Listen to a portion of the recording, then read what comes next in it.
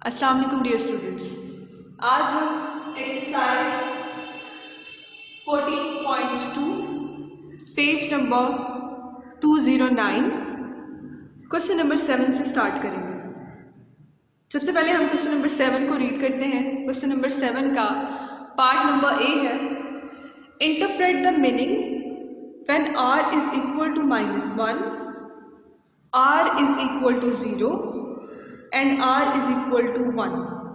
कहता है आपने मतलब बताना है कि जब r की वैल्यू -1 हो, r की वैल्यू 0 हो, r की वैल्यू 1 हो।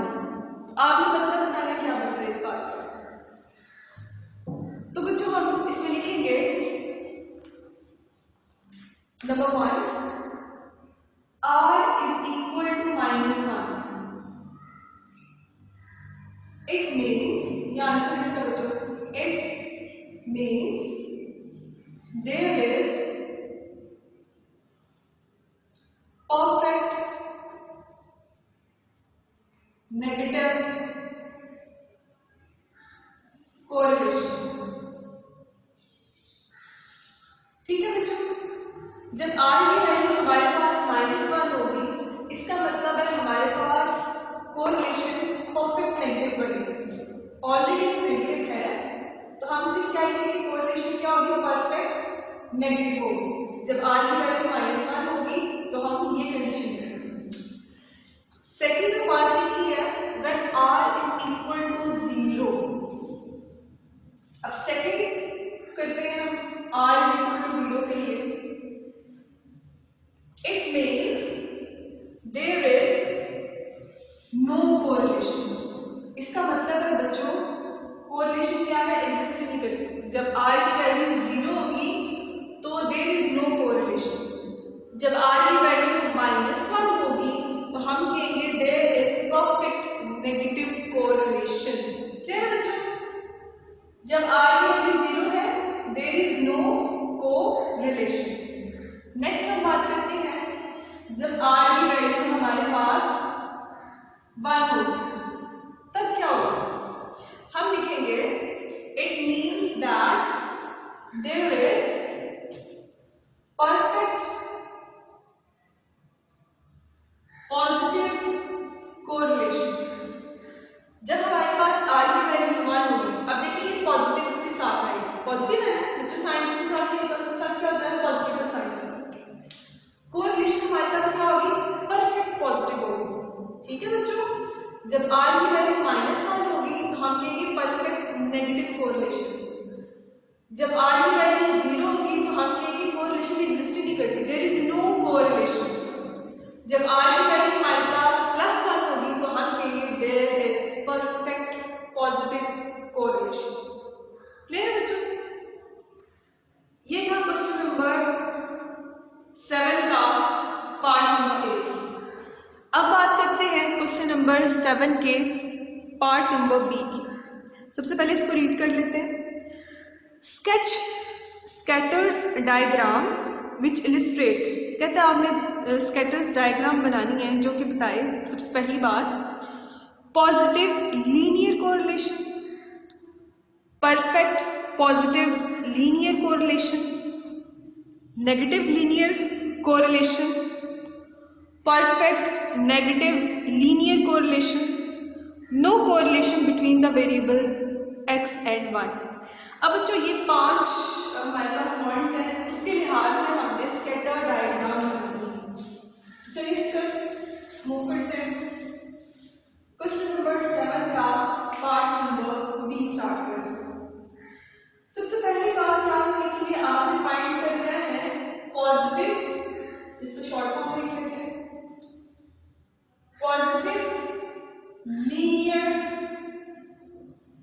कोरिलेशन। इसके लिए हमने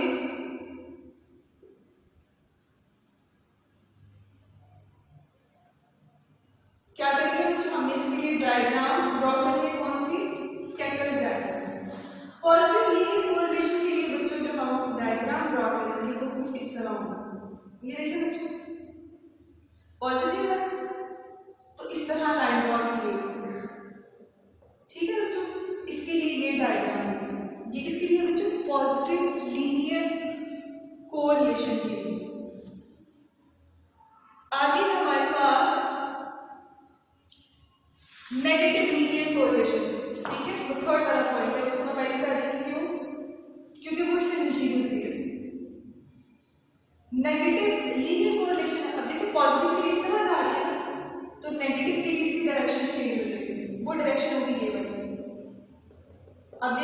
नीचे की तरफ आ रही है, डिक्लाइन कर रही है, तो ये बात क्या होगी, ये होगी नेगेटिव लीनियर कोरिलेशन के लिए स्कैटर डायग्राम। सेकंड की बात करते हैं बच्चों। सेकंड को क्या है, आपने बताना है परफेक्ट पॉजिटिव कोरिलेशन के लिए। परफेक्ट पॉजिटिव कोरिलेशन के लिए डायग्राम ड्रॉ करनी है, ठीक है बच्चों। इसके लिए डायग्राम मिलती जुलती है किससे, positive linear correlation. Positive linear correlation के लिए बच्चों हमने ये डायग्राम ड्रॉ किया, ये ठीक है।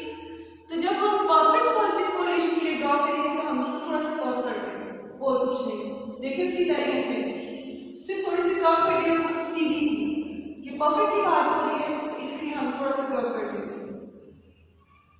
इसके बाद बात करते हैं फिफ्थ वाली। फिफ्थ वाली में कहा है परफेक्ट नेगेटिव कोरिलेशन। अब ये पॉजिटिव की अच्छा अब हम बात करेंगे नेगेटिव। तो बच्चों ये नेगेटिव वाली मिलती है negative linear correlation. Negative linear correlation ये कैसे ड्रॉ किया था, अब हमने इस तरह फिगर ड्रॉ किया था, ऐसे ही था बच्चों। तो परफेक्ट नेगेटिव कोरिलेशन के लिए क्या हम करेंगे, हम सिर्फ थोड़ा सा कर्व कर देंगे और कुछ नहीं, ठीक है। ये स्ट्रेट लाइन की इसको थोड़ा सा कर्व कर देंगे तो वो परफेक्ट नेगेटिव कोरिलेशन में चला जाएगा।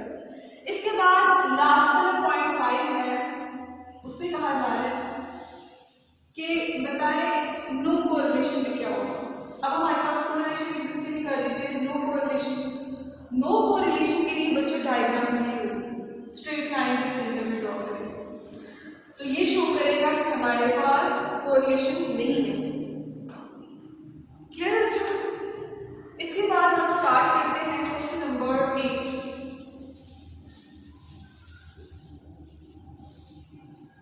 क्वेश्चन नंबर 8 का पार्ट नंबर 8। सबसे पहले हम इसको रीड कर लेते हैं। बच्चों लिखा हुआ है from the data given below calculate the coefficient of correlation between the ages of husbands and ages of wife at the time of their marriage। ठीक है, डेटा गिवन है, आपने क्या फाइंड करना है, आपने फाइंड करना है कोफिशिएंट ऑफ कोरिलेशन किसके दरमियान, हस्बैंड्स और वाइफ की एजेस के दरमियान जब उनकी शादी हुई थी, ठीक है। तो क्वेश्चन में हमारे पास 3 रो ड्रॉ की गई हैं। एक रो है कपल की, दूसरी है हस्बैंड एजेस की और तीसरी है वाइफ एजेस की। लिखा हुआ है find the regression coefficients, verify that R is the geometric mean of 2 regression coefficient। तो बच्चों इसके लिए हमने सबसे पहले क्या फाइंड करना है, हमने जो चीजें फाइंड करनी है हम उससे पहले रफ लिख लेते हैं। हमने फाइंड करना है B/X, इसके बाद हमें फाइंड करना है BX/Y और इसके बाद R हमने फाइंड करना है। हमने बेसिकली बच्चों ये 3 चीजें फाइंड करनी है तो हमारे पास क्वेश्चन कंप्लीट हो जाएगा, क्लियर है बच्चों। इसका भी एक फॉर्मूला होगा, इसका भी एक फॉर्मूला होगा और इसका भी एक फॉर्मूला होगा। तो हमने इन तीनों को फाइंड करना है तो हमारे पास सॉल्यूशन आ जाएगा। अच्छा बच्चों सबसे पहले BY/X के फॉर्मूले की बात करते हैं। इसका फॉर्मूला हमारे पास क्या होगा, मैं क्या करूँगा, फॉर्मूला हमारे पास होगा BY/X का N summation XY minus summation X summation Y divided by N summation X का स्क्वायर माइनस समीशन X का होल स्क्वायर। ये फॉर्मूला होगा इसका Y/X का, ठीक है। अब देखिए X लास्ट में है ना, तो ये X के लिहाज से करना चाहिए। अब जब Y की बात करेंगे ना बच्चों तो नीचे हम क्या कर देंगे, नीचे हम X की जगह चेंज करके Y कर देंगे, तो ये फॉर्मूला इसका हो जाएगा, ठीक। इसको हम आगे नीचे सॉल्व करके फिर करेंगे। इसी तरह R का फॉर्मूला हम लगाएंगे, ये होगा square root B/X multiply by BX/Y, इससे हमारे पास R निकल आएगा, क्या है बच्चों। इस तरह हमारे क्वेश्चन कंप्लीट होगा। तो सबसे पहले हम कॉलम्स ड्रॉ करेंगे। हम ड्रॉ करेंगे एक्स वाई का, वो ऑलरेडी बुक में गिवन है, फिर एक्स वाई के प्रोडक्ट का, फिर एक्स के स्क्वायर का और वाई के स्क्वायर का। ठीक है बच्चों, एक्स का क्वेश्चन में गिवन है, उसको लिख लेते हैं 28, 27, 28, 23, 29, 30, 36, 35, 33 एंड 31। ये बच्चों बुक में गिवन है। इसके बाद हमने ड्रॉ करना वाई का, ये भी बुक में मौजूद है 27, 20, 22, 18,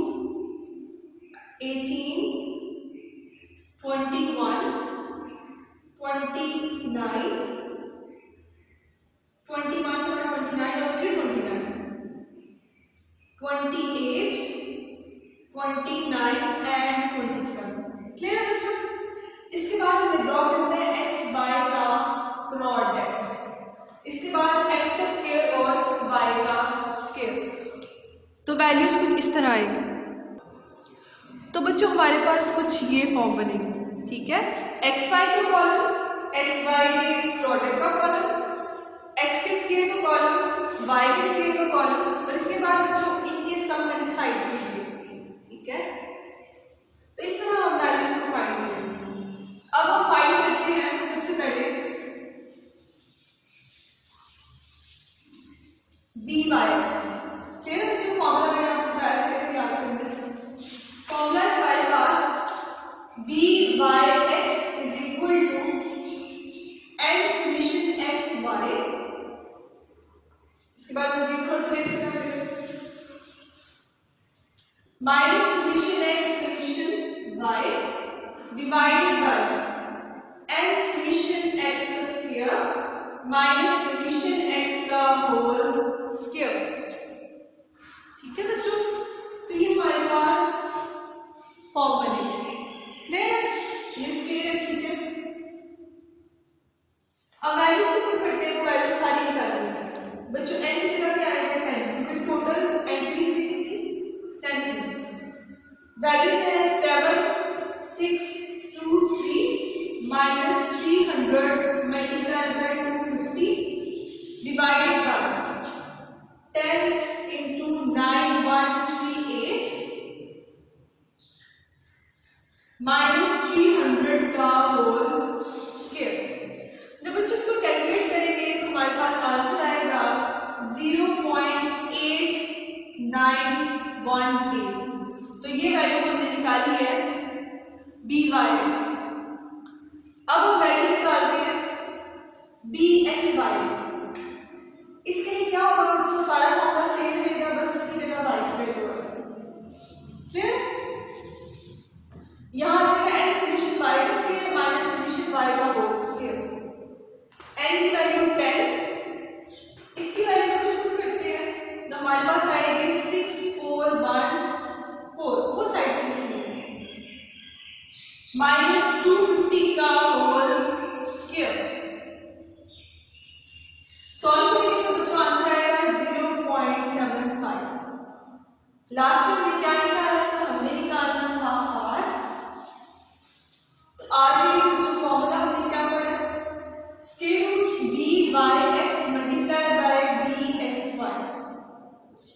इसकी वैल्यू जो हमने अभी रेज की थी वो आई थी 8918 मल्टीप्लाई की वैल्यू 0.75। ठीक है, तो सॉल्यूशन में जो हमारे पास इसका क्या आएगा, हमारे पास आएगा 0.82। तो यहाँ हमारा क्वेश्चन क्या होता है, एंड होगा। ठीक है, बाकी इंशाल्लाह नेक्स्ट लेक्चर में। अल्लाह हाफिज़।